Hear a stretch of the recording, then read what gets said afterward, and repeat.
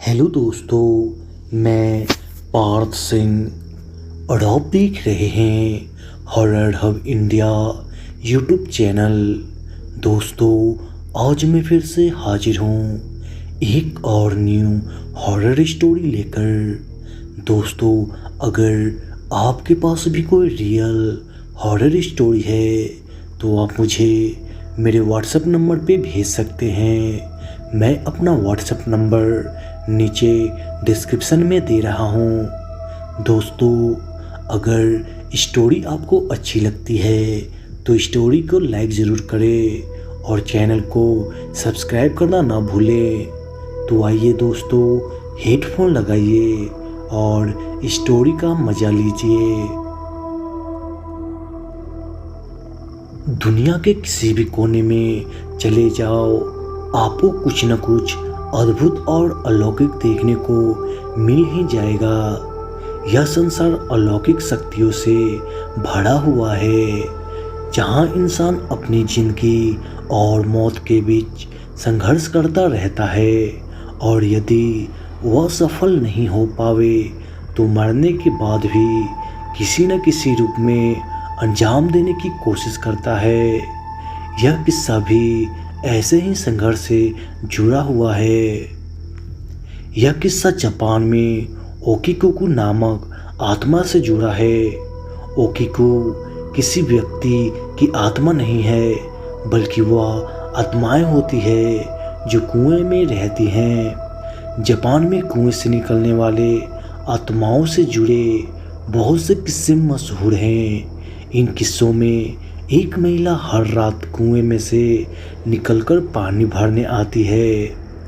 Japan में इन कहानियों पर कई फिल्म और नाटक भी बन चुके हैं। अपने एक हॉलीवुड प्रसिद्ध फिल्म द रिंग और द रिंग 2 में देखी होगी, जिसमें आपको वह दृश्य याद ही होगा जिसमें कुएं से निकलकर बच्चे की आत्मा सीधे टीवी से बाहर आती है।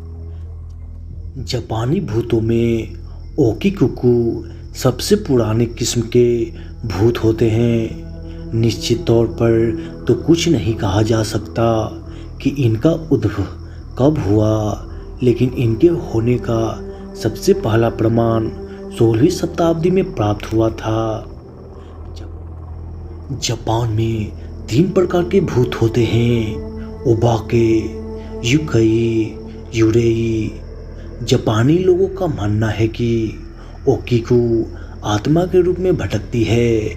यह रात को कुएं से बाहर आती है और अपने दुश्मनों से बदला लेकर वापस कुएं में चली जाती है।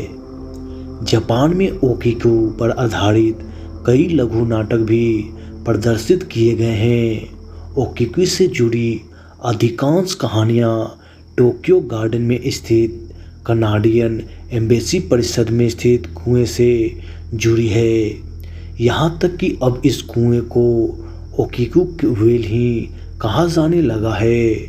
इस कुएं का पानी कोई नहीं पीता। हालांकि यह बात कोई नहीं जानता कि इन कहानियों के पीछे कितनी सच्चाई है। ओकिको की पहली कहानी बंचो सयासी जुलाई 1741 में टोयोटाकेका थिएटर में प्रदर्शित की गई थी। इस कहानी में बंचो नामक महिला एक समुराई के घर नौकरानी थी। समुराई उस पर प्रेम संबंध बनाने का दबाव डाल रहा था, लेकिन बंचो हर बार इनकार कर देती।